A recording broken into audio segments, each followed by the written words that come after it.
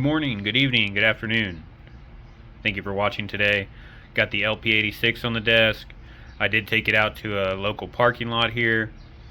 Drifted around, had some fun. I got some videos of that. I do need to get out with some chalk and lay down a track so I can get some better videos of it actually drifting and not me just doing donuts and figure eights. For now, I'll tell you a little bit about what I've done. I have upgraded the spur gear to a 128 tooth. You can see it's very dusty. I haven't cleaned it off yet. The pinion is still the 14 tooth.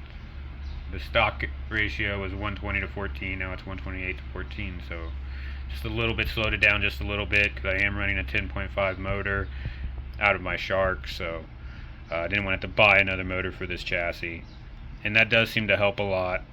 I also added the dampeners up in the front, and then added some nuts down here at the bottom of the shackles just to help add a little bit of weight and take up some of that slack, but it still functions as it should.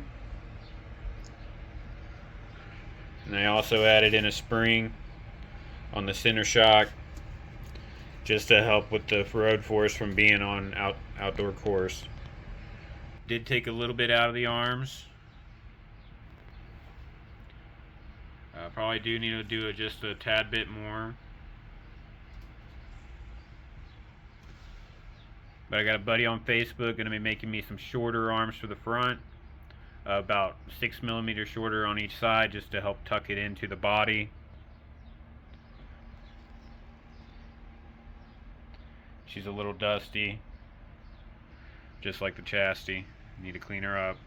Here's some videos of it. Hope you enjoy. I'll try better at this video taking, get maybe some stands and whatnot. But till then, see you.